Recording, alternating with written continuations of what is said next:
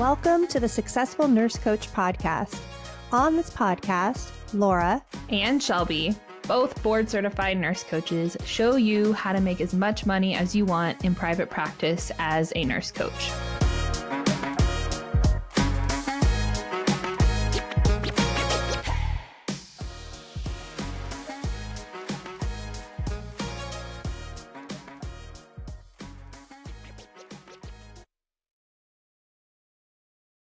Hello, everybody, and welcome back to the Successful Nurse Coach podcast. You are in for a treat today. It's both Laura and I together on the podcast. And I mean, not to be too meta about my own self, but I was just listening to our podcast that we did together a couple weeks ago that went live, Laura. I was like, man, those are so good. And so I'm glad that we are back together. And we're going to talk about, or this episode is like specifically made for the visionaries in our community, the nurse coaches who have been bitten by the big bug, the big world changing dreams and the messy to-do lists. And I mean, I wish I would have had this podcast episode when I was even in certification, because I knew that there was something bigger I was meant to do, designed to do, and I had no words, no framework. It was just like this buzzing in my chest, and I had no idea where to get started or what it took or any of the things. And I've luckily been able to grow into that alongside Laura, and we're kind of here to tell you the highs and lows on this podcast today. So if that's you, if you want a big impact, if that quote, what is it by Steve Jobs, that like the people who make the biggest impact or biggest change in the world, whatever, you have to be crazy. I'm totally butchering it right now. Totally butchering it.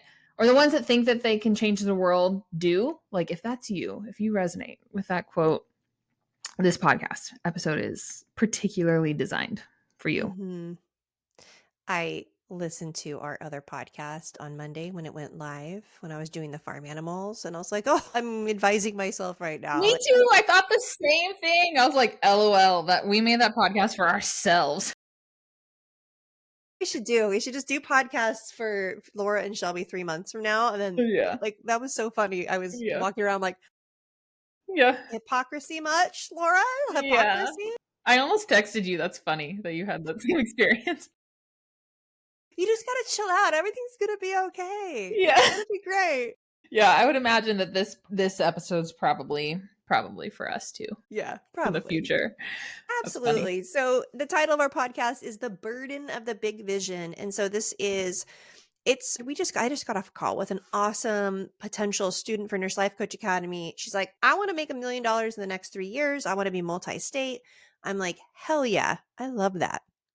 Like, I love to hear it. And also I'm like, and there's a shadow side to that. And I was like, damn, there really is a shadow side to even uttering something like that out loud. Mm-hmm. And we're going to talk about that shadow side and talk about how to leverage it and what the parts of it that you might not be familiar with, and what I hope that it does for those of you who resonate with having like this bigger vision, whether it be a podcast, whether it be a multi-million-dollar company, whether it be building an agency, whether it be a wellness center or international retreat business. Like, we have so many versions of bigger than just like a 101 private practice.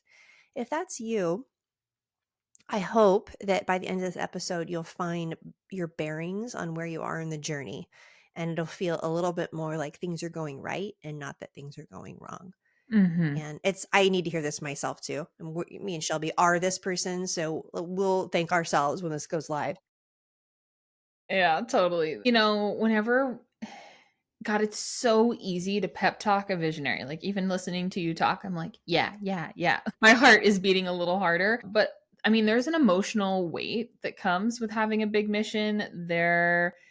Visionaries often struggle and make a lot of mistakes at the beginning. And to be honest, I think a part of the mundane, which we're going to talk about, the part of building like elementary skill here is to build an inner landscape to where you can hold the big vision, because probably current you can't.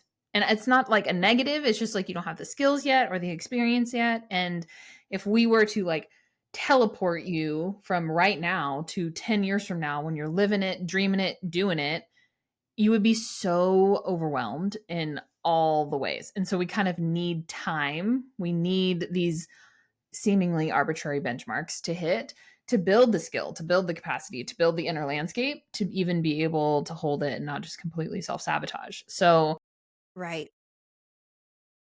even I think in our first, big scaling adventure with the successful nurse coaches, we were like clicking along at a normal pace and then it went hyper speed. And I think that we bypassed and kind of skipped a couple of like CEO mindset kind of things. And then we were like in the deep end. And y'all, like, I know that we haven't shared that particularly publicly yet, but those were hard lessons that we learned, like Hmm. very, very hard lessons. And the story you and I told ourselves during that time is like, that sucked, but I'm not going to learn that lesson twice. And thank Yeah. God it happened now and not when it was bigger and the stakes were I higher. Yeah. Like, so there is a learning curve. This podcast episode won't save you from all the mistakes, but it's just all necessary. It's a part of the story. It's required. Yeah, I think I was hoping that the big vision had a fairy tale flavor to it, Mhm. because I could like vibe with that and become her. And it's kind of like I don't know, a horror movie at points. And so like if you have a big vision, like you get to have a little bit of fairy tale and a little bit of horror movie. And so I guess us saying that is like, just tuck it away for now. Like that's what you're signing up for. Mhm. Anything that big, that good, that grand, that has that much, has a lot of capacity. You have to have capacity for high and low to hold it all. And a lot of what we're going to talk about today is the weight of having the big vision and how to utilize that weight to propel you, how to not get bogged down under the weight and to not bypass stages that are Mhm. unfortunately required to learn Yeah. along the way. Yeah, totally. So first and foremost, if you're on the visionary path alongside us, and also to team, if you dream of a one-on-one practice, and that is where the dream is. Like, no pressure to dream any Yeah. bigger. Be here. There's Yeah. nothing negative about that whatsoever. But some of our clients, I mean, kind of like right out of the gate before they've made a dollar as a coach, they're not like necessarily dreaming about like X number of dollars every month. They're not dreaming of like 10 grand or 20 grand or whatever. It's usually they dream of building a movement or of changing hospital systems or of writing a book and sharing their story and changing lives on like this really intimate way or running retreats or having a wellness center. And I think that beginning as a coach and learning the elementary skills all feeds into Hmm. making that possible. But then at the same time, whenever you are just like so new and so fresh and so green, it's really easy to look around and be like, why is this so heavy? Why is this Find so it so big? hard. Why is it so hard? And often, too, if you have a bigger vision, there's this like sense of urgency that's hard to put a pinpoint on. You feel this self imposed pressure. Like, who's it coming from? Most of the time, it's yourself, but like, why? Where's it coming from? God. But then, and there's this perfectionism that comes out to play or Yeah. paralysis to where you just freeze and you don't know what to do next and the next step is unclear. And on top of all of that, through these things, it requires a new level of inner work It too. does. And so I think back often on like what entrepreneurship in general has given me. And one of my best friends, we've been best friends since I was like 14. She texted me the other day and she was giving me a hard time for not reading fiction books. And I was like, because I only read nonfiction 99% of the time. Mhm. And she sent me a meme about like inner child healing or whatever. And I popped back off at her and I was like, oh, I already read this in my nonfiction years ago. Like, I already know this. And she goes, yeah, that's because you're running towards life. And I feel like I'm running away from it. And I was like, oof, like, Damn. yeah, it was big. And I can argue that like maybe both are coping mechanisms, right? Right. Like the truth seeker, the knower in me, the solving the problems, like that's where I lean and she leans a different direction. Yeah. But it's big. Like entrepreneurship was the fuel in the tank for me to do inner work that I had avoided Well, you for kinda have for a to. long time. Yeah. Yeah. Oh my gosh, you're so right.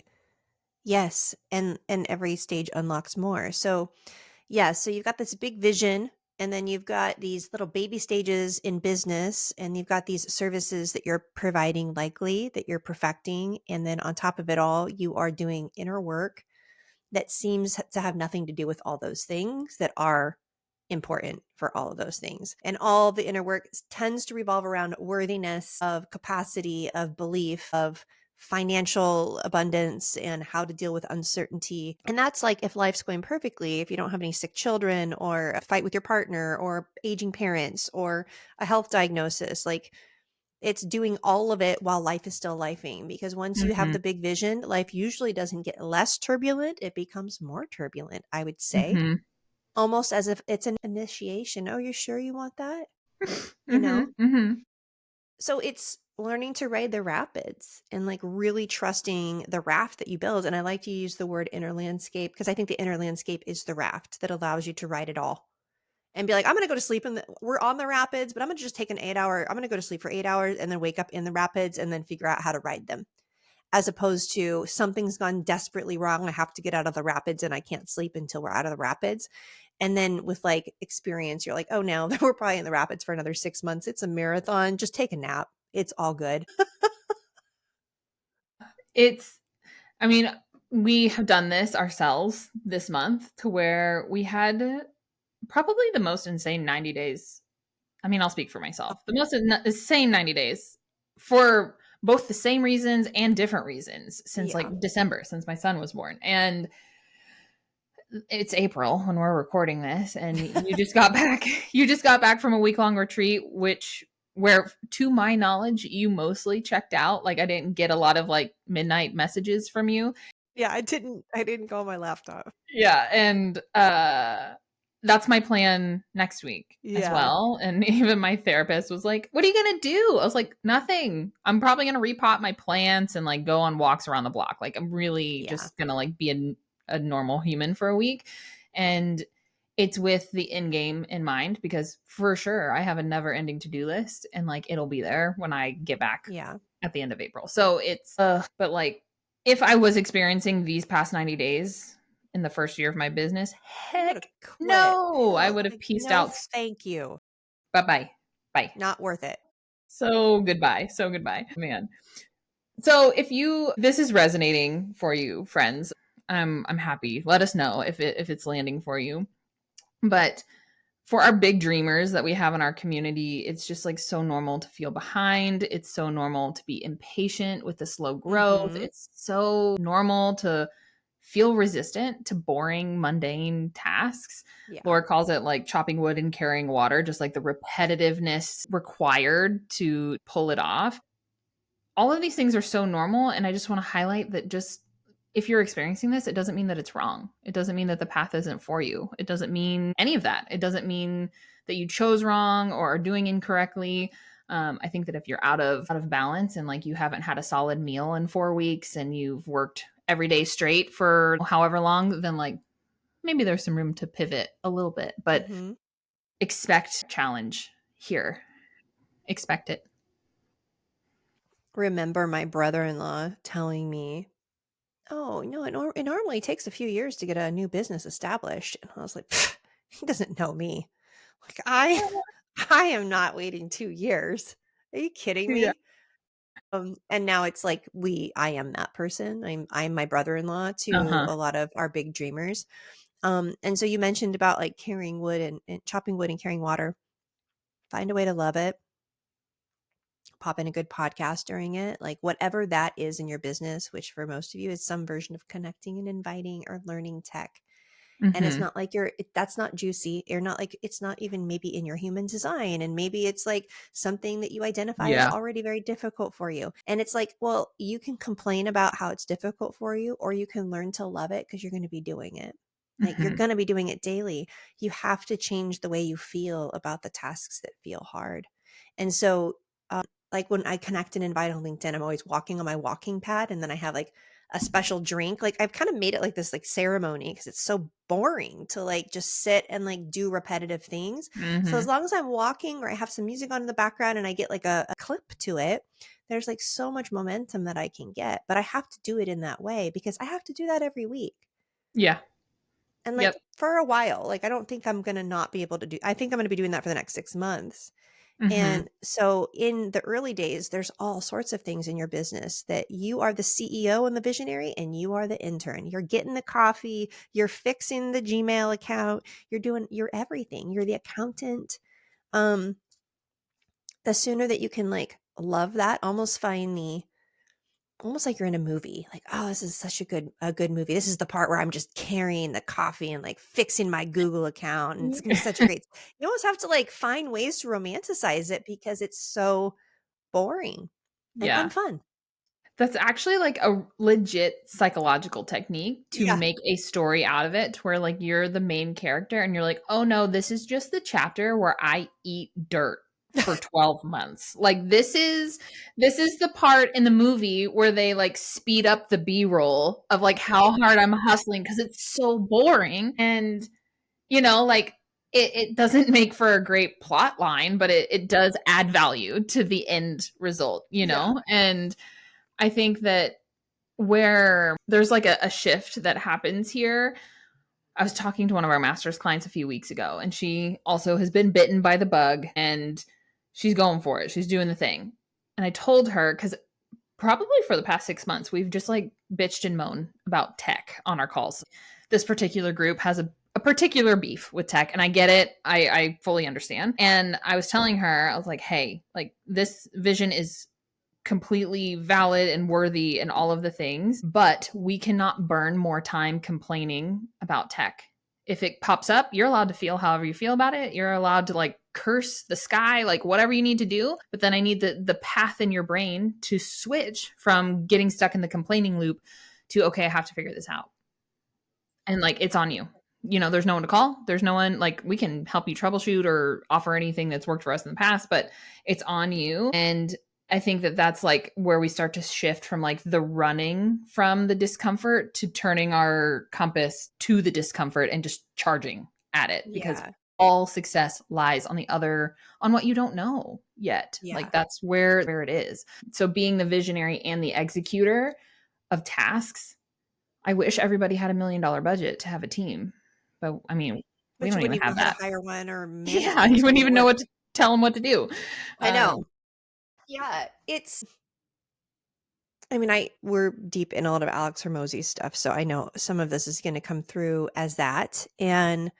But it's just been the most honest and the most truthful story of what I feel like my lived experiences of being an entrepreneur. But it's type 2 fun. The vision that mhm, you have, I'll tell you this, once you get there, that's not the moment that you'll think about for the rest of your life. You'll think about the time that you overcame the tech thing. It is type 2 fun. It is like you're going to feel great at the end of the marathon, and then you're going to be thinking, "Oh my gosh, that was so fun. What am I going to train for next?" Because you realize you're in love with the training. You're not in love with the yeah, finish line. And so he talks about it being the climb. Like you have to it's everyone wants the summit, but you have to fall in love with the climb. And even just that, like Evan and Amy, my husband and my sister works for us as well. They were kind of like being little voices like, "Oh, this is the really hard part. This is like the I really know. hard part." And I was like, "Shut the fuck up."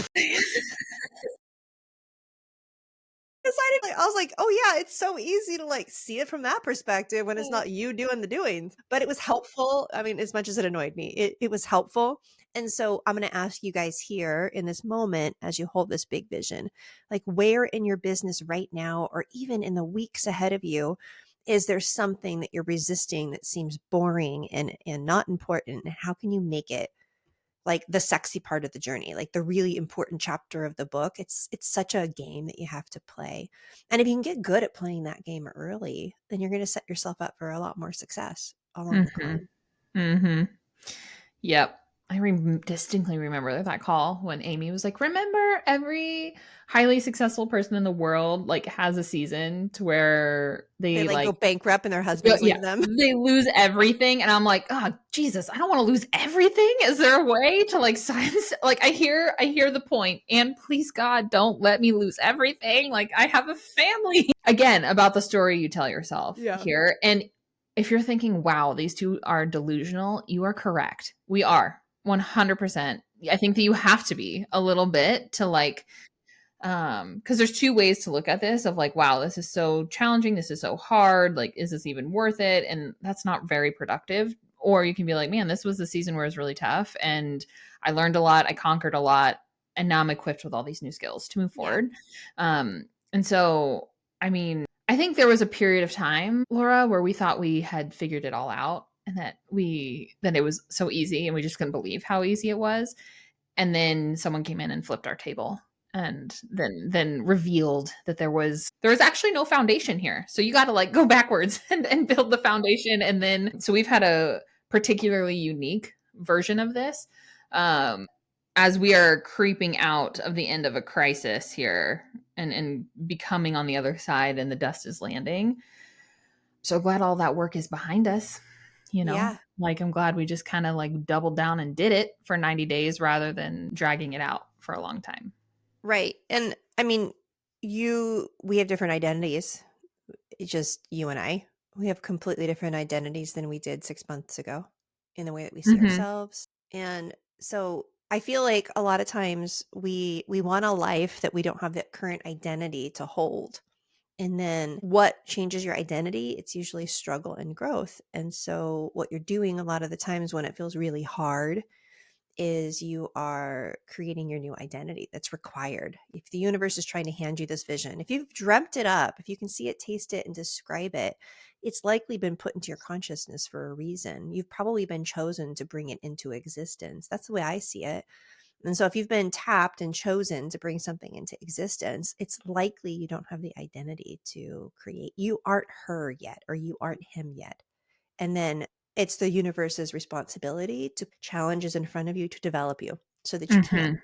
Mhm. Mhm. Mhm. Yeah, there's this is back from my like fundamental Christian days being in church, but I even as a young kid when I was like 6, I remember this particular sermon that the pastor was giving about like how if you pay for patience or strength, watch out because what's going to come next are situations and circumstances to help you build those things. Like you Mhm. don't build patience or build strength without big events happening to facilitate that. And I also think of this similarly here is just if you have this big dream, this big vision, there's a whole bunch of like CrossFit exercises between where you are and where you want to be. And so like put on your good shoes and Yeah. let's get after Put it. on your good shoes. Put on your good shoes. Take off the weight vest. Yeah. Yeah, take all your personal gravity. Do some healing. Take off the weight vest so you can travel light because you'll be traveling quick. Mhm. Oh my gosh, I love that. That's so funny to me. But here's the thing. We want to also talk about why this struggle matters. The struggle matters. It's not because it's got to be a good part of the story. It's not because it's required. You can certainly have high levels of success without intense struggle. But the appreciating asset on the other side of all of this is you. And so, like, once you have become the person who has the insane retreat business or does the TED Talk or publishes the book, once you're them, you get to be them for the rest of your life. Like, it's just something you get to be. Everything that in front of you, any new opportunities will be easier. Mhm. And then we don't even talk about the way that this impacts your family and your friends and your clients. You guys are benefiting from us not quitting and being here on a podcast talking about it. Yeah. And for you guys all going through your own version of being a hero in your story, when you're working with your clients, like it's so much easier to impart change when you're doing the work right alongside them. And that's why I love life coaching businesses as the vehicle for entrepreneurship. It's kind of awesome. You kind of have a lot of the pieces built in to the daily work. Um, I mean, do we want to talk a little bit about what the dream requires of people to do? I mean, we've talked it briefly, but we can line it out just for. Yeah. Yeah. So your big dream, your big vision is going to require you to be both the person who chops the wood, carries the water, and finds the next tree to chop down and find the river. And you get to be all of those things for Mhm. kind of forever, even if you hire a team. Or you're managing it in some way. So you get to be the visionary and the executor. You get to be visible and consistent, and you get to develop this deep level of faith and take action before the proof shows up. That's the number one. Mhm. Yep. You got to sell a vision with no proof of concept. Really just to yourself.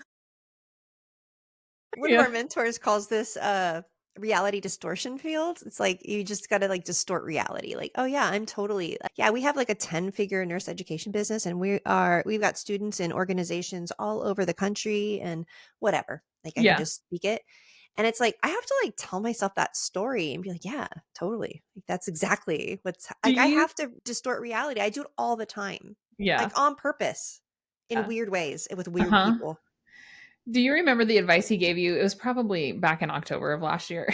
And God, what was it? you were talking about, oh, like the creation process. You were in the weeds, not in the weeds, but like it was, I guess it wouldn't have been October. It had to have been before then. Where you were laying the plan to create Nurse Life Coach Academy and you ballparked the hours on like what that was going to take. And I don't precisely remember, maybe 600, maybe 1,000 hours. And you're like, okay, Yeah. I can find time early in the morning, on weekends, Yeah. Sunday before church, and you're like game planning. And there's this He moment you're goes, like, wow, this is gonna be really hard. And he goes, sometimes you just have to tell yourself, like, here's the plan. What is worst case scenario? Like, how could it be 100 times harder? And then when you show up on Sunday mornings, it's not so bad because it's not really that hard. It's not the hardest it could be. And I was like, Jesus, what are we doing? Like, this is crazy. well, and during that period of time, I stopped reading any nonfiction and it was just reality TV and snacks. That was it. It was Yeah. work and then garbage television. And like I couldn't do any more with that part of my brain. And I'm just starting to come out of that phase as well. I'm like looking forward to a nice nonfiction book this spring. Yeah. But Totally. I think that if you've been blessed with a big vision, there is 100% a reason. And even though it's difficult, and I say this with so much love, I think it's more difficult to not go for it. I think it's more difficult Mhm. to not wake up early on Sunday. I think that it's not as sharp or acute, but it's chronic. It's like chronic pain to not fully realize your own potential.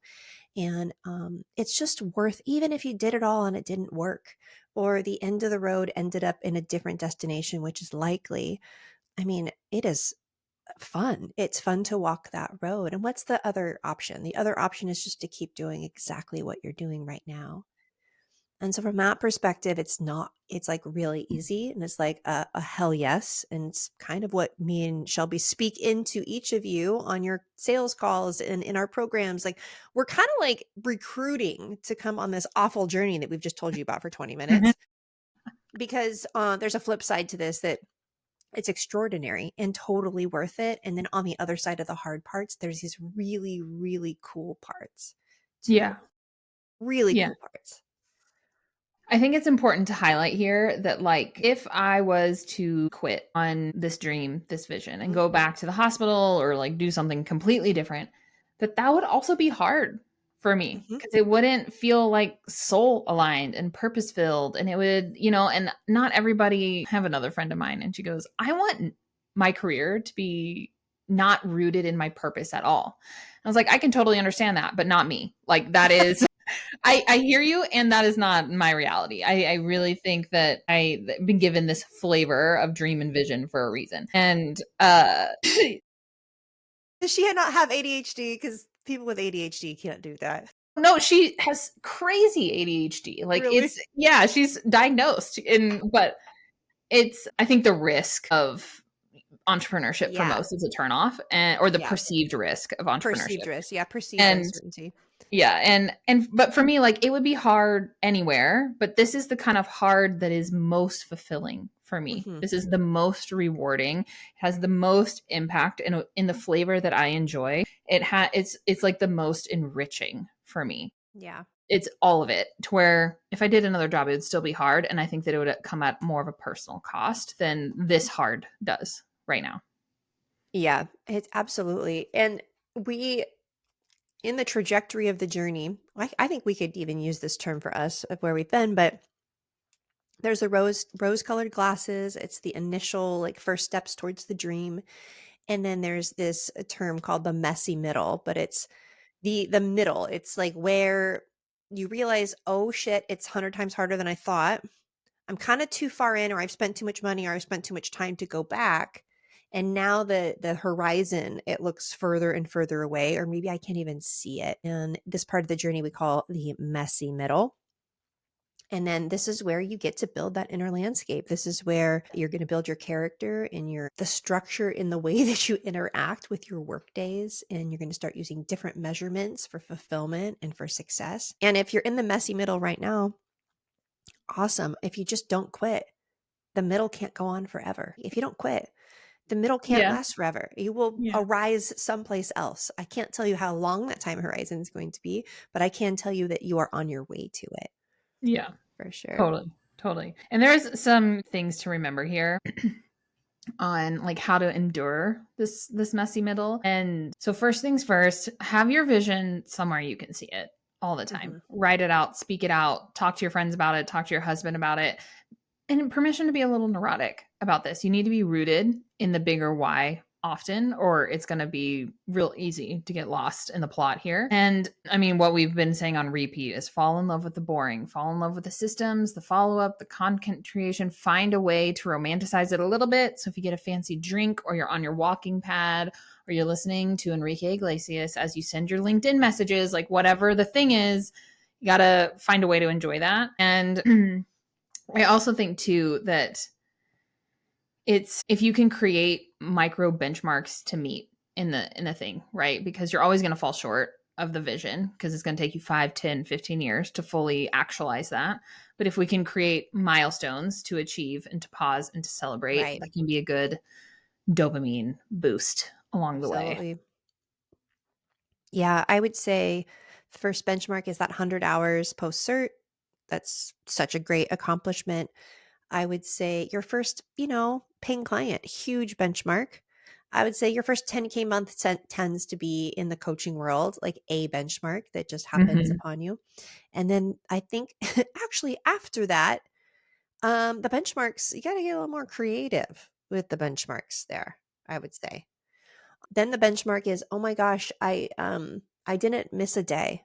Like I created a plan for consistent content creation, or I created a plan for connecting and inviting and follow up, and I followed that plan for 30 days without like Yeah. veering away. And then you're like, damn, like that's awesome. If I can do that for 30 days, what else can I do? And so I do think that the dopamine hits have to become more personal and less external.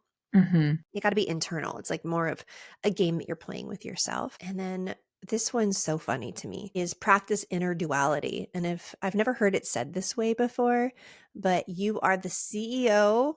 And so when somebody asks you about your business, even if it's a flaming dumpster fire, you say, I'm so excited. It's going so good. Like you have to just be the CEO. And then you have to be the intern where you're like, you're putting out the fire, you're doing all the grunt work. You have to be both the dreamer and the doer all the Mhm. time. And I mean, that's just a great illustration of life. I think life is a paradox in and of itself. So if you can get down with both sides of it and both sides are okay and nothing has gone wrong, everything starts to get a little bit easier. Yeah, totally.